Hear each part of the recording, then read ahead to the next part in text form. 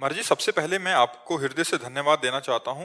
जब से आपको सुनना शुरू किया है तब से जीवन में काफी परिवर्तन सुधार आया है, परंतु कई बार मन मानी भी हो जाती है, जिस कारण मन की अशांति, क्लेश और अपराध भी बन जाते हैं। महाराज जी, मुझे समझ आ चुका है कि आपसे अच्छा मित्र और कोई हो ही नहीं सकता मेरे लिए।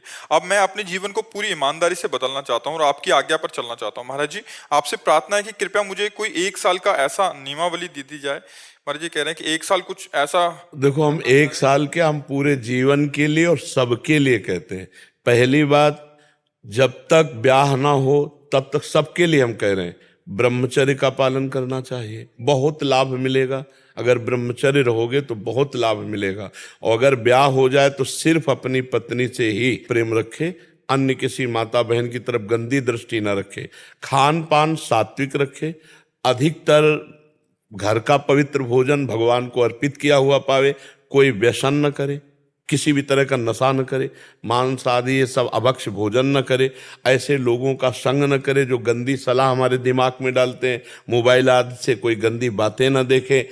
इतना करते हुए नाम जप कर ले, राधा राधा राधा राधा, ये लंबे समय तक। सातु दीर्घकाल निरंतर सत्कार सेवितो दृढ़ भूमि, जो दीर्घ काल तक निरंतर आदर के सहित नाम जप करता है और ऐसे पवित्र आचरण रखता है, अपने आप आपको पता चल जाएगा आनंद किसे कहते हैं। आप झूमोगे, लोक परलोक की हर वस्तु आपके पास होगी, क्योंकि पाप के कारण ही दुख आता है। और जब हमारा नाम जब से पाप नष्ट हो जाएगा तो भगवान सब सुख दे देंगे। ई परलोक सकल सुख पावत, मेरी सो भैया कृष्ण गुण संचु। जो यहाँ राधा राधा कृष्ण कृष्ण जपते हैं, इस लोक में भी आनंद और परलोक में भी आनंद। तो खान पान पवित्र, आचरण पवित्र और संयम पूर्वक नाम जप अंदर से, इससे सबका कल्याण हो जाएगा, सबका। पुरुष नपुंसक नारीवा जीव चराचर कोई, सर्वभाव भज कपट तज मोह परम प्रिय सोई। बूढ़ा हो, जवान हो, स्त्री हो, पुरुष हो, बच्चा हो, कोई भी हो, अगर ऐसे चलेगा तो उसका परम मंगल हो जाएगा, और नहीं चलेगा तो फिर हानि हो जाएगी। अब जैसे आप गंदा आचरण भी करते जाएं और नाम जप भी करते जाएं, सत्संग भी सुनते जाएं, तो आपको 10वें वर्ष हो जाएगा, आपको कोई आनंद अनुभव नहीं आएगा। तो आपको लगेगा हम कोई सुख नहीं है, ऐसे ही केवल कहते हैं ऐसे। तो उसमें क्या होता है कि जैसे गाय बढ़िया दूध दे रही है और हम दोहने के लिए चलनी ले जाए, चलनी समझते हैं जिसमें सैकड़ों छेद होते हैं, तो हम दूध तो नहीं पी पाएंगे ना। हाँ, ऐसे ही अगर हमारी कमियां हैं तो हम राधा नाम जप रहे हैं, वृंदावन आ रहे हैं, ठाकुर दर्शन कर रहे सब, लेकिन उन कमियों से वो सब निकल रहा है, आपके अंदर वो आनंद नहीं आ पाएगा। पहले कमियों को रोको। अगर एक चुल्लू भी जल डालोगे ना तो वो टिका रहेगा पात्र में। हम लोग क्या करते हैं कि नाम के सहारे, भक्ति के सहारे पापाचरण भी करते रहते हैं, इसलिए हमको आनंद नहीं आता। हमको चाहिए इस पापाचरण को रोकना, गंदी बातों को रोकना, गंदे भोजन को रोकना, गंदे दृश्यों को ना देखना, गंदे मित्रों का संग ना करना, गंदे पेय पदार्थ ना पीना, तो बहुत जल्दी भगवदानंद की अनुभूति होने लगे। अगर हमारा एक बार हृदय प्रभु से जुड़ जाए तो फिर जीवन में कभी दुख नहीं आ सकता। भारी से भारी दुख होने पर भी एक आनंद बना रहेगा। चित्त जुड़ जाए प्रभु से। अभी चित्त जुड़ा नहीं है। जैसे बोर्ड सही है, बल्ब भी सही है, तार भी सही है, बटन भी सही है, ऑन ऑफ कर रहे हो, लेकिन जल नहीं रहा, तो इतना केवल कनेक्शन हटा दो, पूरा कनेक्शन सही ना लगाओ, तो आप जीवन भर ऑन ऑफ करते रहो, बल्ब नहीं जलेगा, नहीं जलेगा ना। अब आप बार बार चेक कराओगे, बोर्ड भी सही है, बल्ब भी सही है, तार भी सही है, बटन भी सही है, लेकिन आपका कनेक्शन सही नहीं है। तो ऐसे ही नाम सही है, सत्संग सही है, आपके सब कुछ सही, लेकिन आपका सही कनेक्शन नहीं प्रभु से बैठ रहा है, कनेक्शन माया से। तो बोले भजन का यार हमको 20 साल हो गए करते, कोई लाभ नहीं मिला। लाभ क्या मिले? कनेक्शन की चावल भर और बढ़ा दो, फट से जल जाएगा ऑल। ऐसे ही हम जो है मन वचन कर्म से प्रभु से कनेक्शन कर लें, तो गृहस्थी में रहते हुए, धर्मयुक्त भोग भोगते हुए वो भगवान को प्राप्त हो, धर्मयुक्त विषयों का भोग करते हुए भी भगवान को प्राप्त हो जाएगा। देखो, जैसे आपने कहा अम्बरीश जी ने चाखी, तो देखो अम्बरीश जी के रानियां थी, पुत्र था, परिवार था, लेकिन इतने उच्च कोटि के महाभागवत थे कि दुर्वासा जी उनके सामने फेल हो गए, नहीं हो गए। एक लंगोटी लगाने वाला महात्मा एक चक्रवर्ती राजा से फेल हो गए, क्योंकि वो इतना भक्ति में तन्मय थे। हाँ, तो इसीलिए हमें लगता है कि आचरण पवित्र, आहार पवित्र और नाम जप लंबे समय तक, तो फिर अनुभव में आने लगेगा। एक ने जैसे हम बार बार फिसल जाते हैं ना, तो ऐसे जैसे कि 1 वर्ष का दे दो, ये कर दो, ये सब केवल मनोराज्य है। एक चाल चलो, आराम से चलो, लंबे समय तक चलो। हम कह रहे कछुआ की तरह चलो, लेकिन ठीक रास्ते पे चलो। आप हिरन की तरह दौड़ो, जाना बिहारी जी है, और छठी कला की तरफ दौड़ पड़ो तो जीवन भर दौड़ो, पहुंच नहीं पाओगे। और कछुआ की चाल चलो और बिहारी जी की तरफ चलो तो पहुंच जाओगे। तो हम सही मार्ग में चले, आराम से चले, ये भगवत मार्ग है। जीवन ऐसा नहीं हाय हाय में नहीं, भगवत मार्ग आनंद वाला है। हमारे को जितना याद आया उतना राधा राधा बोले, जो कर्म किए सब उनको समर्पित किए, पाप कर्म नहीं कर रहे। बस इसी से हमें, और पाप कर्म अगर कर रहे हैं तो आप 8 घंटा गंगा जी में खड़े होकर भजन करो, और बाद में पाप करो तो जैसे हाथी ना आया और माटी ऊपर डाल लिया, तो फायदा क्या हुआ। पाप कर्म रोकना जरूरी है। आचरण हीना न पुनंत वेदा। जी, और उसे वेद पवित्र नहीं कर देते। बिल्कुल बिल्कुल जी। स्वीटी व्यास जी। महाराज जी सादर प्रणाम। महाराज जी, क्या भक्ति से हमारे अवगुण नाश स्वतः ही हो जाते हैं, या हमें भक्ति भी करना चाहिए और अपने अवगुणों का के नाश का भी कुछ कुछ समय बाद चिंतन करना? नहीं, भक्ति सर्वगुण संपन्न भगवान को जब अधीन कर लेती है तो फिर कौन से सद्गुण बचते हैं। भगवान गुण समुद्र हैं, और भक्ति में ऐसे प्रेम का प्रादुर्भाव होता है कि गुण समुद्र भगवान अधीन हो जाते हैं। भक्ताधीन मना पूज्यो, गोपाल शास्त्र नाम में भक्ताधीन, भक्त के अधीन जब ऐसे सद्गुण उत्पन्न भक्ति कर देती है कि स्वयं भगवान भक्त के अधीन हो जाते, तो इससे बढ़कर के और कौन सद्गुण प्रकट करने वाला साधन होगा कि हम भक्ति करें अलग, और सद्गुण प्रकट करने के लिए कौन सा साधन है। आपकी दृष्टि में है क्या कोई ऐसा साधन जो भक्ति से विलग होकर हमारे अंदर सद्गुण प्रकट कर दे? अहंकार जरूर प्रकट कर सकता है, सद्गुण नहीं। आप हमें बताइए, आपकी दृष्टि में है क्या? हाँ, तो फिर सर्वगुण संपन्न समस्त गुणों के समुद्र भगवान को जो अधीन कर ले, ऐसी तो सामर्थ्य भक्ति महारानी में है। वो भक्ति महारानी का आश्रय लेने पर सारी दैवी संपदा जागृत हो जाती है। कोई सद्गुण प्राप्त करने के लिए अन्य साधन की आवश्यकता नहीं। संपूर्ण सद्गुणों का खजाना भगवान है, और जब भगवान की भक्ति में चित्त जुड़ता है तो भक्त और भगवान में अभेद स्थिति आ जाती है। तस्मित् तज्जने भेदा भावात्। जैसे भगवान सर्व गुणों के समुद्र हैं, ऐसे भक्त सर्व गुणों का समुद्र हो जाता है। उदारता, दयालुता, कृपालुता, निर्भयता, निश्चिंतता, निस्तोकता, सब उसमें दैवी संपदा भागवती गुण आ जाते हैं। तो अन्य कोई साधन की तो आवश्यकता ही नहीं। भक्ति स्वयं समर्थ है। भक्ति स्वतंत्र सकल सुख खानी, और बिनु सत्संग न पावे प्राणी। यदि भगवत प्रेमी महात्माओं का संग मिले और भगवान की प्रेम लक्षणा भक्ति जागृत हो जाए तो सारे सद्गुण अपने आप आ जाते हैं। जैसे राजा जहां गया तो उसके अंग रक्षक सैनिक सब वहां, ऐसे ही जहां प्रेम राजा है, प्रेम राजा है, वहां भगवान के सारे सद्गुण, सब कुछ दैवी संपदा सब आ जाएगी। प्रेम एक ऐसा है जो भगवान को भी अधीन करता है और भक्त को भी अधीन करता है। प्रेम ऐसा महान सामर्थ्यशाली जो भगवान की भगवत्ता का विस्मरण करा देता है और जीव के जीवत्व का विस्मरण करा देता है, और दोनों को एक जगह खेल में उतार दे, उसे प्रेम कहते हैं।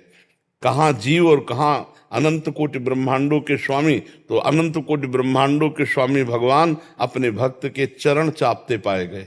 देखो प्रेम का प्रताप, भगवान की भगवत्ता को भुलवा दिया। और भक्त का एक जीव है, भगवान के जितने भी भक्त हैं जीव ही तो भक्ति करके भगवत स्वरूप हुए, और वो भगवान को डांट लगा रहे, यशोदा मैया के रूप में डांट लगा रहे। जीव ही तो है ना। वो भागवतिक भजन के तप के प्रताप से वात्सल्य भाव प्राप्त किया, तो छड़ी लेकर भगवान डर रहे हैं। जीव के जीवत्व का विस्मरण और ईश के ईश्वत्व का विस्मरण, दोनों ने प्रेम प्राप्त करके ऐसी स्थिति प्राप्त कर ली। तो भक्ति से समर्थ कुछ नहीं। ज्ञान और वैराग्य तो भक्ति के पुत्र है।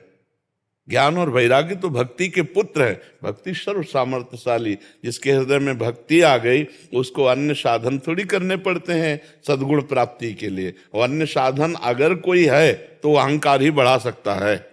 सुनेरी मैंने निर्बल के बलराम, अपबल तपबल और बाहुबल, चौथो बल है दाम, सूर किशोर कृपा ते सब बल, हारे को हरि नाम। सुनेरी मैंने निर्बल। भक्ति किसको प्राप्त होती है? दैन्य को, अहंकार रहित। जहां दैन्य है वहीं भक्ति है, जहां भक्ति है वहीं भगवान अधीन पाए गए।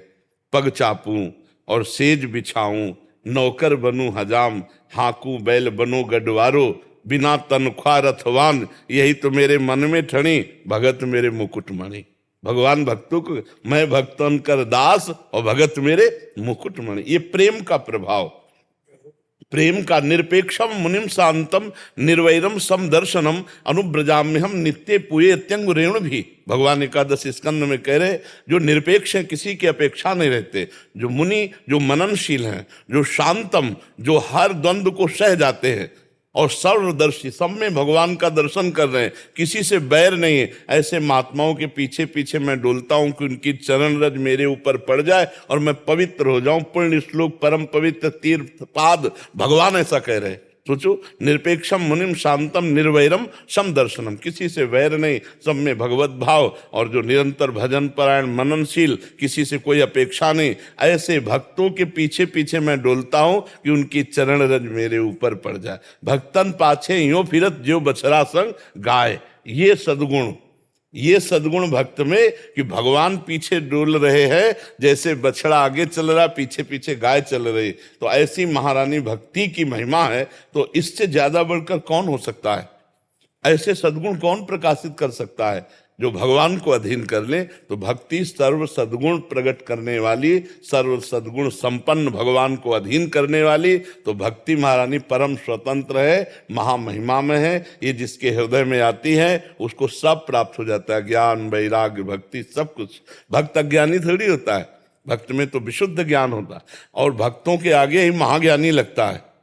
गरुण महाज्ञानी गुण राशि, महाज्ञानी हनुमान जी, विश्वामित्र महामुनि ज्ञानी, महाज्ञानी। भक्त तो महाज्ञानी होता है जो ज्ञान के आगे भी प्रेम को प्राप्त कर लेता है। जी। भूमिका जी अंबाला से। राधा राधा वल्लभ श्री हरिवंश महाराज जी, आपके चरणों में कोटि कोटि प्रणाम। महाराज जी, आप सत्संग में वर्णन करते हैं कि प्रभु ने हमें जो नाम, वाणी, सेवा दी है, ये प्रभु की अहेतु की कृपा से है।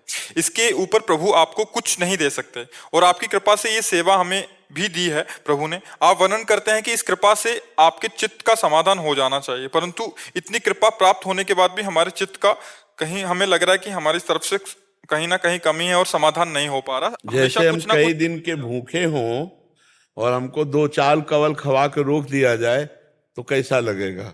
पहले से भी बुरा लगेगा, नहीं लगेगा? क्या जब नहीं पा रहे थे तो संतोष था, जब पाना शुरू किया तो अब कम से कम आधा पेट हो जाने पर फिर पूछो खीर कैसी थी, फिर पूछो सब्जी कैसी, तब बताना होगा। देखो, जन्म जन्मांतरों से हम भगवान से विमुख होकर के पापाचरण करते हुए भटकते रहे।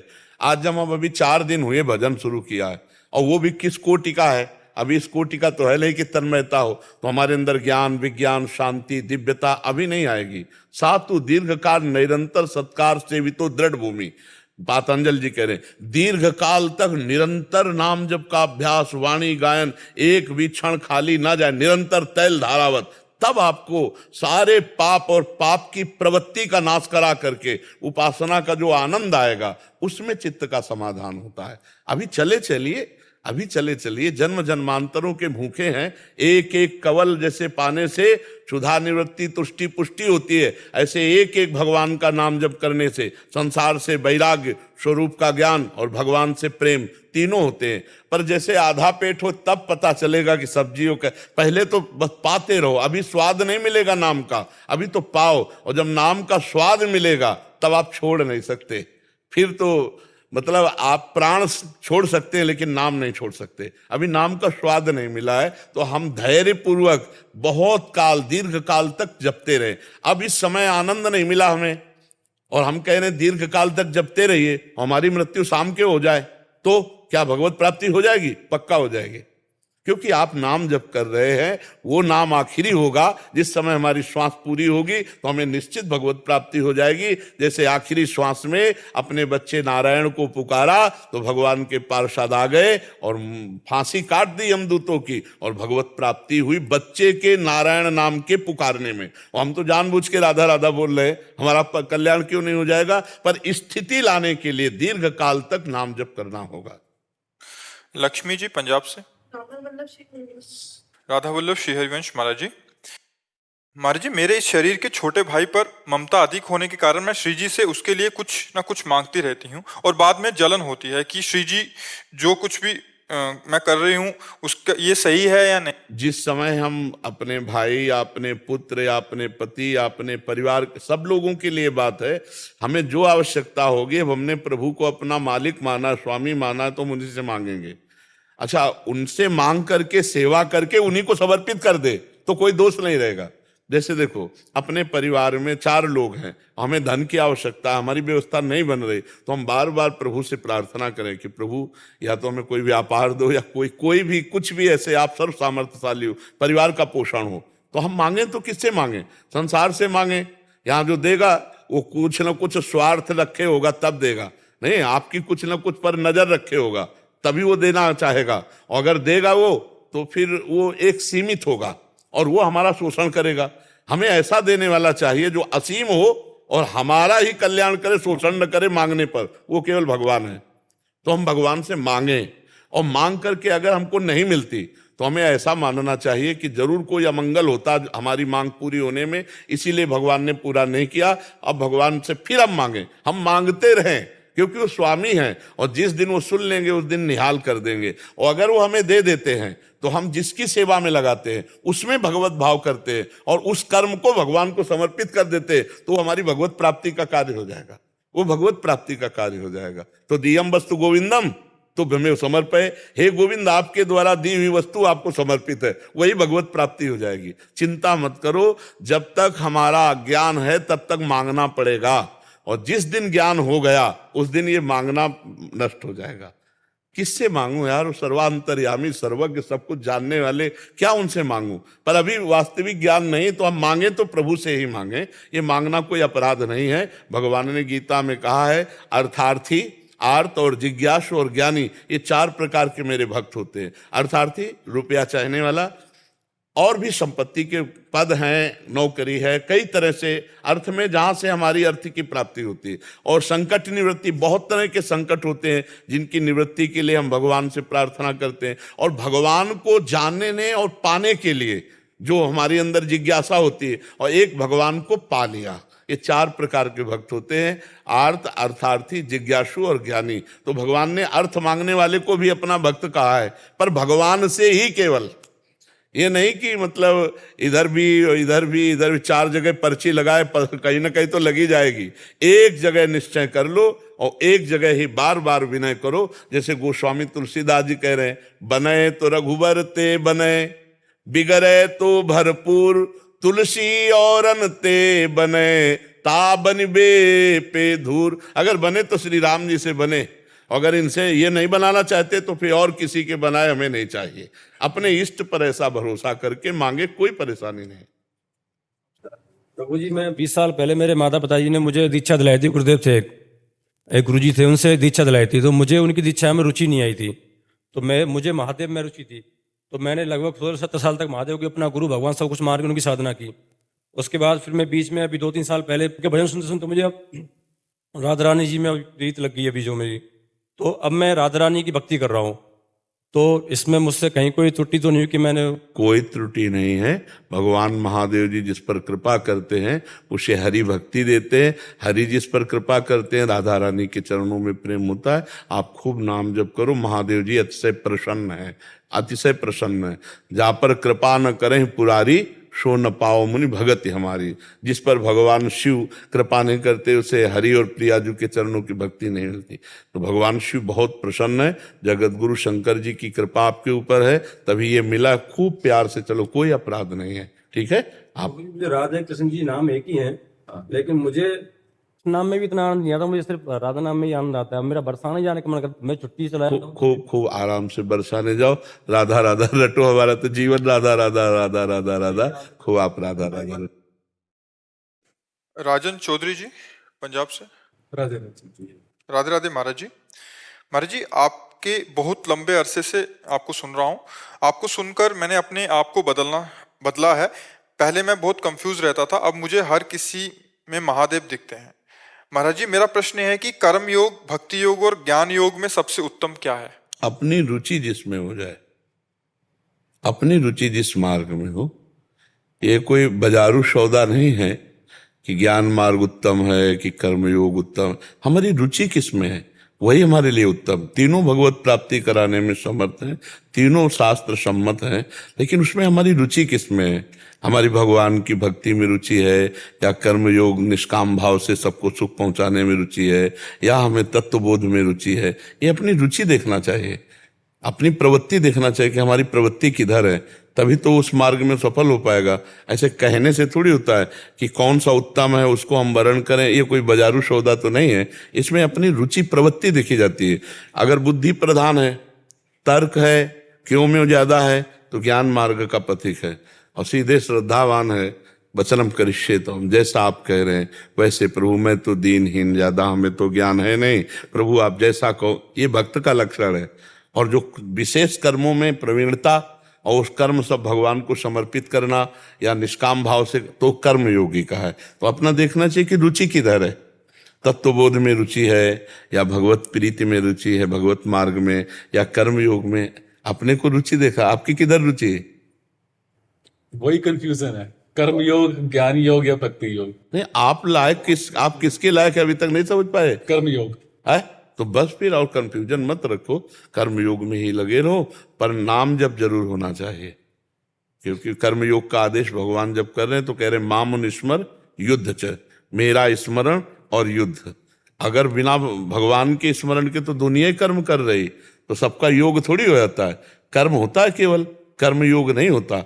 कर्मयोग तब होता है जब उसको हम भगवान का स्मरण करते हुए भगवान की आज्ञा पालन करने के लिए और भगवान को समर्पित करने के लिए करते हैं, तब वो कर्म योग हो जाता है।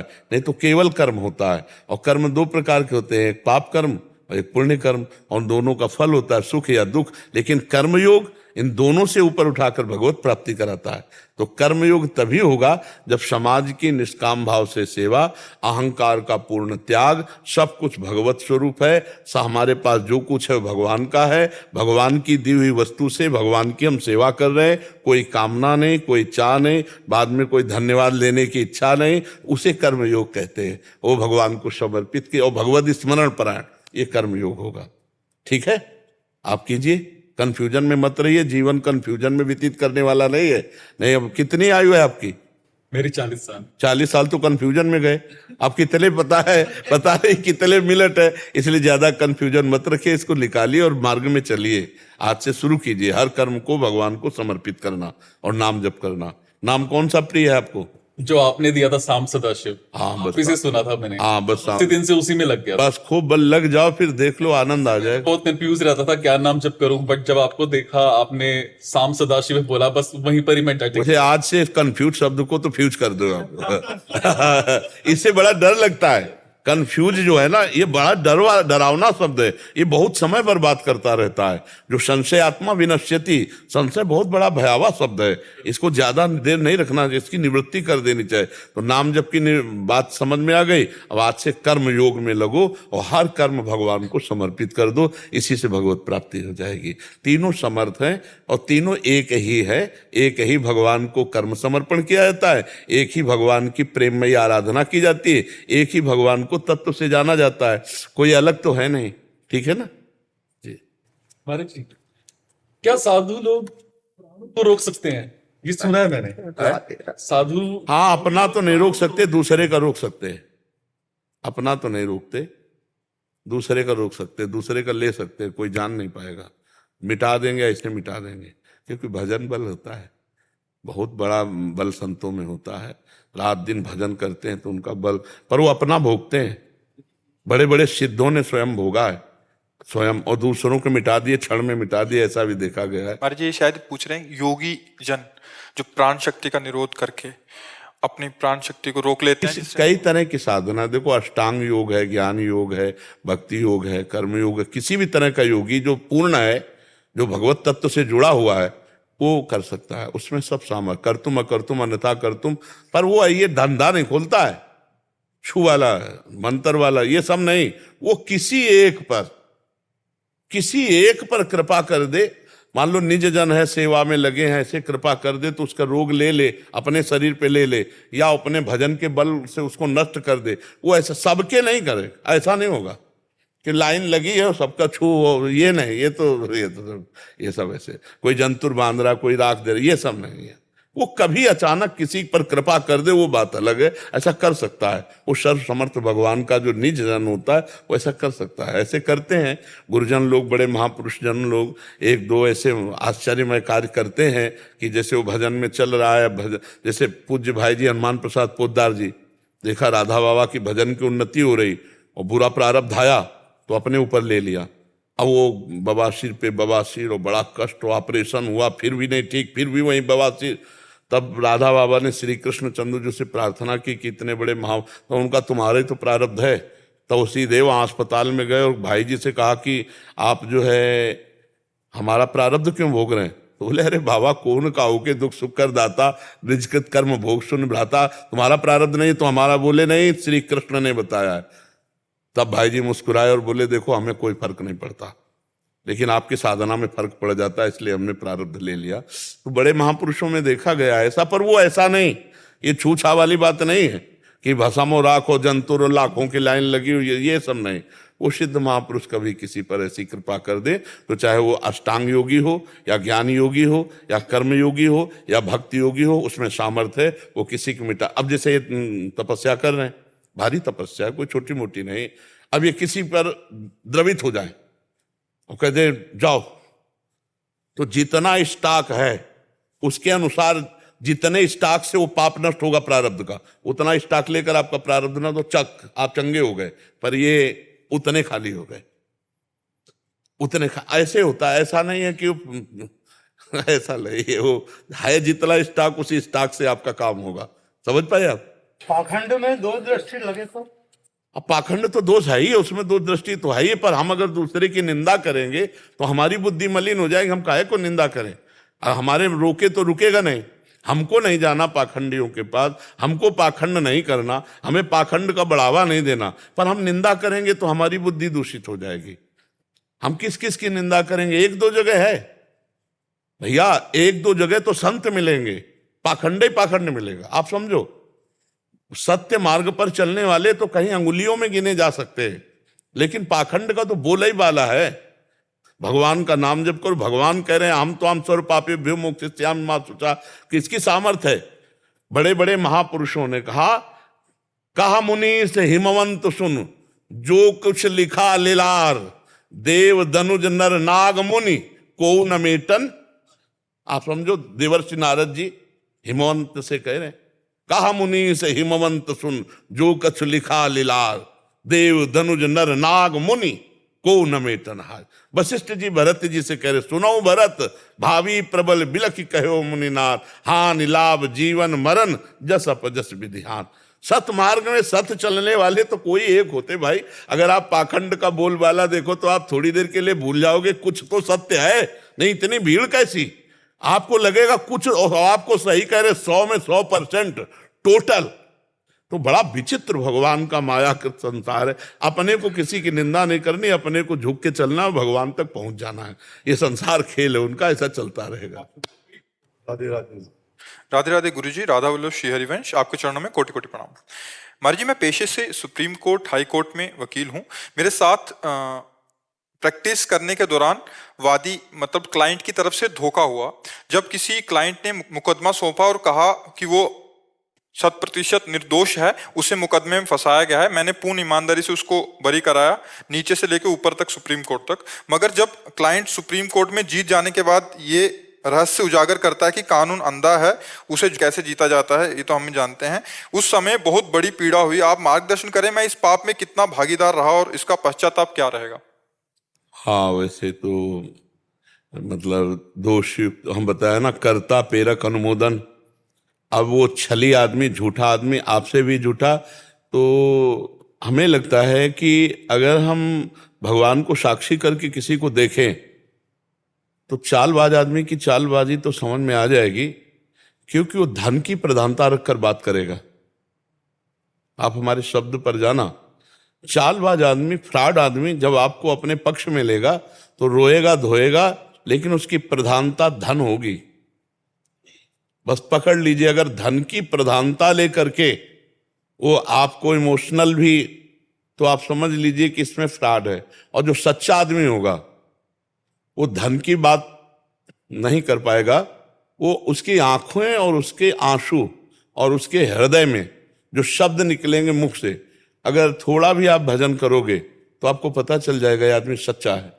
और फ्रॉड आदमी रोएगा भी, बात भी करेगा, पर उसकी प्रधानता धन की होगी, क्योंकि जानता है धन से कब्जे में आ जाएंगे, और रोने धोने से वो केवल नाटक उसका होता है। देखो बाद में उजागर किया ना, तो थोड़ी सी हमारी चूक, असावधानी किसी निर्दोष को दंड और दोषी को मुक्त करा दिया, तो कहीं ना कहीं साझेदार तो हम भी होते हैं। तो हमें चाहिए कि भगवान से प्रार्थना करें, भगवान का नाम जप करें, और हम आगे से किसी भी निर्दोष को दंड हमारे द्वारा ना दिलाया जाए, ये सावधानी रखें। और किसी दोषी को बख्शे ना, चाहे वो रुपए से तौल दे आपको।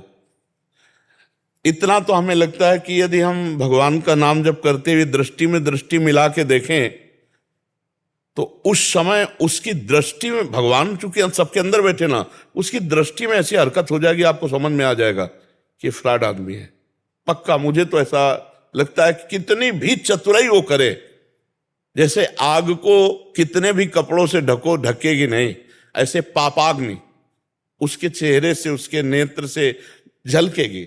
अब चूंकि अपने में भजन नहीं और अपनी भी प्रधानता आ गई अर्थ, क्योंकि हम वकालत करते ही अर्थ के लिए हैं, अगर तो अर्थ को देखते ही हमारी जो वासना है वो पक्ष ले लेगी उसका, तो हम वो नहीं देख पाएंगे जो देखना चाहिए था।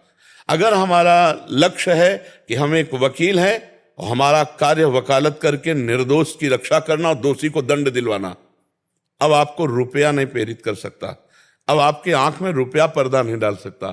कहीं ना कहीं ये दो प्रकार की चूक हुई, अर्थ की प्रधानता और भगवद विस्मरण, क्योंकि भगवान सर्वसाक्षी दोनों में, आप में भी और उसमें भी विराजमान है। अगर भगवान का चिंतन करते हुए देखें तो निश्चित अनुभव हो जाए, आपको संकेत मिलेगा ये पापी है, ये छलिया है, ये कपट भरे वचन बोल रहा है, और उसकी पहचान हो कि अर्थ की प्रधानता रख करके बात करेगा। तो अब उस भगवान से क्षमा मांगिए, और आगे किसी भी दोषी को कितना भी रुपया दे, बख्शिएगा नहीं अपनी वकालत में।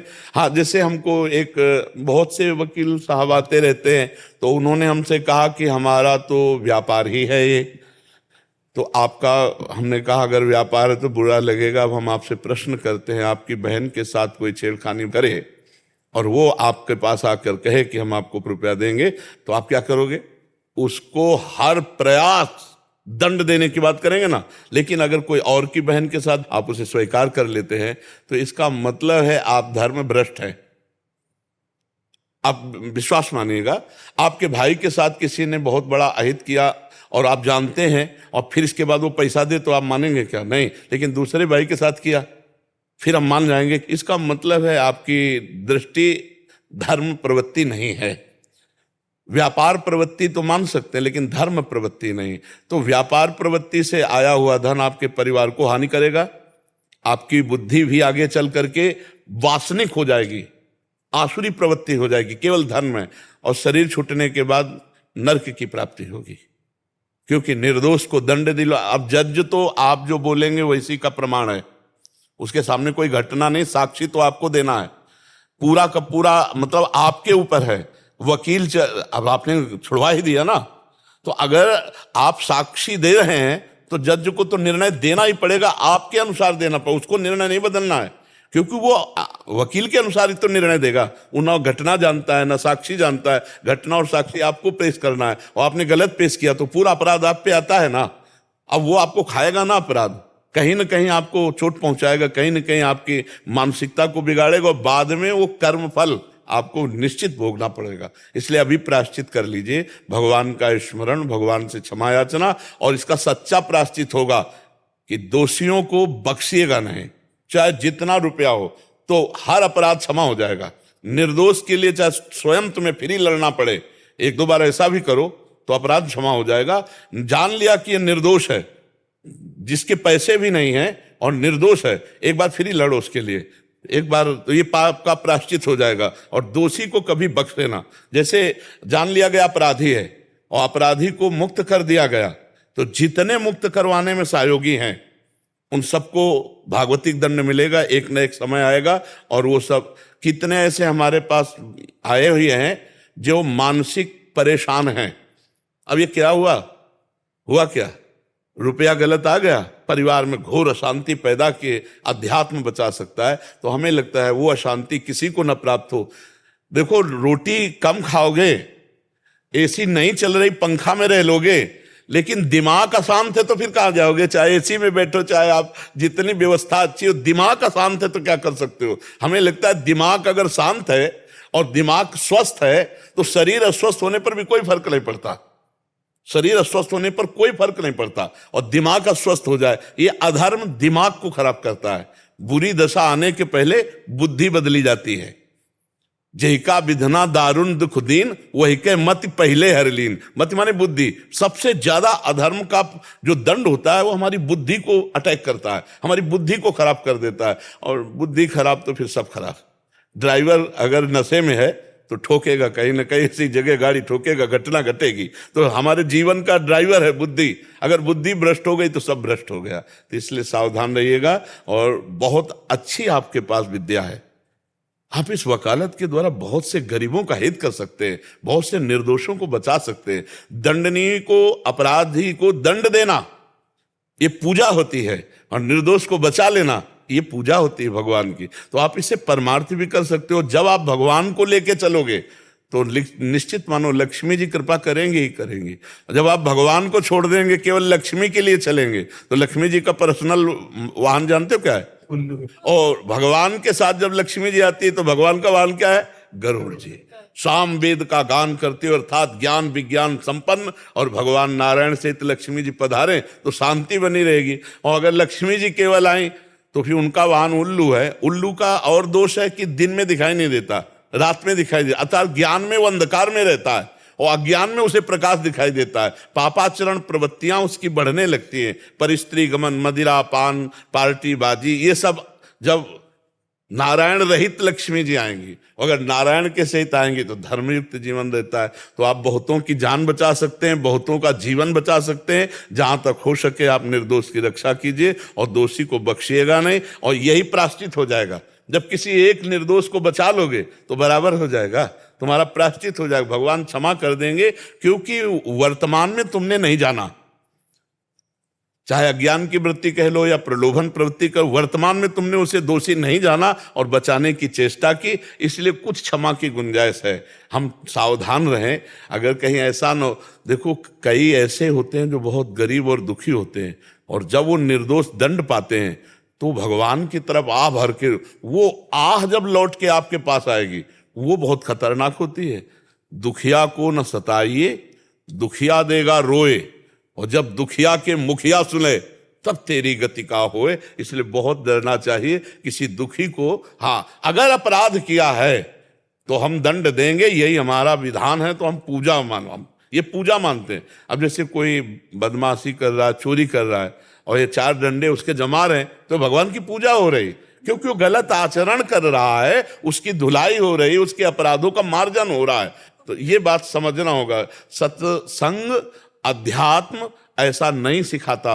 अपराधी को दंड के द्वारा पवित्र किया जाए और उसकी अपराध प्रवृत्ति को रोका जाए। इसीलिए तो हमारे सब भारतीय विधान बने हुए हैं। वैसे आपकी बुद्धि बहुत पवित्र है जो आप इस प्रश्न को करके प्रायश्चित करना चाहते हैं, नहीं तो प्रायः कौन देखता है। माफी चाहते हैं। उसके बाद मैंने 4 जो है, जो माताएं रहती है, बुजुर्ग रहती है, उनके बच्चे तंग करते हैं, उनको न्याय नहीं मिलता है, तो उनके मैं केस फ्री ऑफ कॉस्ट अपने कॉस्ट से लड़ता हूं। हाँ बिल्कुल ठीक है। हाँ, आपकी सुंदरता मेरा चित्त बहुत चुराती है। अरे यार, किडनी फेलियर आदमी सुंदर कहाँ से हो सकते हैं? तो लोगों को आपके पास भेजा, वो मेरे को रात को 4 बजे फोन लगा के बोल रहे कि ये तो मतलब हीरो फेल है बाबा के यहाँ। मतलब उन्होंने रिटर्न फोन लगाया। असल बात, चश्मा तुम हीरो वाला लगाया होगे, अब तो बाबा जी है यार। बाबा बहुत सुंदर, बहुत सुंदर। अच्छा, अगर कुछ लगता हो बाहरी बात तो हम आपको बता दें इसका रहस्य। हमारी स्वामिनी जानते हो कौन है? देखो माई सुंदरता की सीमा, ब्रज नव तरुणी कदम्ब नागरी, निरखी करत अधग्रीवा, देखो माई सुंदरता की सीमा। मेरी महारानी जो मुस्कुरा के देख ले तो त्रिभुवनपति लाल जो महाराज आसक्त हो जाए, वो हमारी स्वामिनी है। तो जिनका चिंतन किया जाता है, जिनके आश्रित रहते हैं, उनकी आभा रहती है। तो वही राधा किशोरी की सुंदरता आप लोगों को नेत्रों में दिखाई देती है। भला किडनी फेल आदमी कैसे सुंदर हो सकता है? फोन लगा के रात को बोलते हैं कि बाबा की किडनी फेल है कि नहीं, बोले हमको समझ नहीं आता। मतलब उनकी सुंदरता आपकी, मेरे को रात को 3-3, 4-4 बजे 40 लोगों ने फोन लगा, जिनको मैंने भेजा दर्शन के लिए कि एक बार बाबा के दर्शन तो करके आओ। तो बोलते हैं कि बाबा बोले हीरो फेल है सब जितने। नहीं, वो श्री जी का खेल है। वास्तविक ये मरा हुआ शरीर है, ये केवल लाडली जी का प्रताप काम कर रहा है। भगवान का है ना प्रताप, मूकम करोति वाचालम पंगुम लंघयते गिरिम यत कृपातम हम वंदे परमानंद माधवम। उन्हीं का कृपा प्रसाद चल रहा है, जो आप लोगों का मंगल कर रहा है, आप लोगों को जो भाव बना रहा है, वो परमात्मा प्रसाद ही काम करता है। इधर तो सब मरा हुआ है, सब मरा हुआ। बार बार ये बोलते ना, मुझे बहुत दुख होता, मैं मरा हूँ। मैं तो बहुत टेंशन में जाता हूँ आपका ये शब्द सुन के। हाँ, टेंशन में तो होना ही पड़ेगा, क्योंकि इस लोक का नाम क्या है? मृत्यु लोक। भाई आज हम तुम देख रहे हैं एक दूसरे को, हो सकता है कल एक दूसरे को ना देख पावे, इसीलिए तो लाभ ले ले जितना ले ले, ज्यादा मतलब ये टिकाऊ चीज नहीं है। नहीं आप ऐसा मत बोले करो, मुझे बहुत दुख होता है। नहीं तो ये अविनाशी शरीर है क्या? हमारा क्या होएगा, हम तो आपसे ही जिंदा है। हाँ, ऐसे लगता है ऐसे। में पड़े हुए जीव थे, आपकी कृपा से मतलब इतना हमारा तो जीवन इधर से इधर हो गया। आप ऐसा बोलते तो मुझे बहुत, मैं सत्संग सुनता हूँ घर पे आपका रोज 4 बजे, श्री जी की सेवा कर, आपका जाए वाक्य था, मुझे बहुत दुख होता। हम इसलिए बार बार सावधान करते रहते हैं कि भाई पान कर लो। अब ये बराबर तो पान करने कर मिलेगा नहीं। देखो भगवान भी अवतार लिए तो अंतर्ध्यान हुए कि नहीं हुए? राम जी कृष्ण जी अंतर्ध्यान हुए ना, ऐसे उनके दास हैं अपने लोग। तो अब हमें तो पता नहीं कौन सा दिन तारीख है। जब अब आप ऊपर मिलोगे कि नहीं बता दो मुझे। मैं मतलब दिल से बात कर रहा हूँ, मैं इंदौर में रहता हूँ, मैं मतलब 12 घंटे बहुत मेहनत करता हूँ। आपका चित्त मुझे इतना चुरा चुका कि मैं आपको बता नहीं सकता। तो मैंने कहा बाबा यहाँ तो आपने उद्धार करा, ऊपर जरूर मेरा कर देना। ऊपर तो उद्धार होके ही ज्यादा जाता है।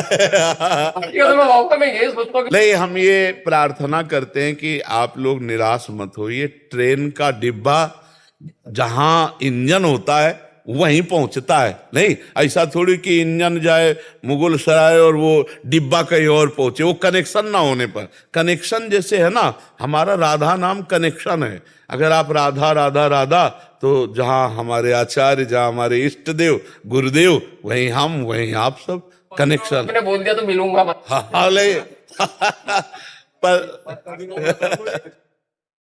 नरेश चंद्र जी बरेली से। राधे राधे महाराज जी, आपके चरणों में कोटि कोटि प्रणाम। गुरु जी, ये जीव बरेली से है। गुरु जी, ये जीवात्मा 1 मई सन 2023 से दंडवती यात्रा कर रहा है। इसने जो देखा परखा उसके बारे में प्रश्न आपसे जानकारी लेना चाहता। दंडवती कहाँ की कर रहे हो?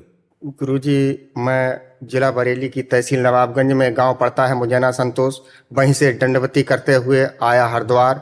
हरिद्वार पे चंडी देवी, मनसा देवी, नीलकंठ महादेव, धारी देवी, केदारनाथ, शिवविवाह स्थल, तुंगनाथ, बहुत सुंदर, धन्यवाद। हेमकुंड, गंगोत्री, यमुनोत्री, नैना देवी, चिंतपूर्णी, ज्वाला माता, बगलामुखी, ब्रजेश्वरी माता, चामुंडा, काठगढ़ महादेव, वैष्णो माता, माता भद्रकाली, ब्रह्म सरोवर, ज्योतिषर, गुगा मेड़ी, सालासर, जीड़ माता, खाटू श्याम, मेदीपुर बालाजी और गोवर्धन महाराज की परिक्रमा देते हुए मेरी वृंदावन की कल परसों परिक्रमा। अरे बहुत बड़ी बात है, बहुत कृपा है। आप जैसे संत समाज का ही यश और प्रताप है। मैं तो सुन हूँ, मेरे बस की बात नहीं है, करने करवाने वाली वो माँ है। बहुत। महाराज जी, मेरा प्रश्न है, मैंने जो भ्रमण में देखा परखा उसके अनुसार आपसे पूछ रहा हूँ। महाराज जी, साधु संत किसे कहते हैं? क्या साधु संत जटाजूट, दाढ़ी व भगवा रंग के वस्त्रों में ही होते हैं?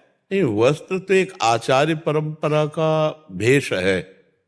अगर आचार्य परंपरा का वेश हो और साधुता के लक्षण हो तब तो साधु है, और अगर अंदर साधुता के लक्षण ना हो और आचार्य परंपरा का केवल वेश मात्र है तो पाखंड है, फिर उसे पाखंडी कहते हैं। कि मैं रास्ते में एक मंदिर मिला और वहां पर हम लोगों ने पूछा महाराज यहाँ पड़ाव डाल लें क्योंकि हम तो 6-7 किलोमीटर दंडवती कर, हाँ बिल्कुल बिल्कुल। तो बोले नहीं ये साधु संतों के लिए, आप जैसों के लिए नहीं है, क्योंकि जब हम दंडवती लगाते हैं तो वस्त्र हमारे दूसरे होते हैं, क्योंकि हम भगवा रंग को बदनाम नहीं होने देंगे, हम गंदा नहीं करते हैं। हाँ बिल्कुल।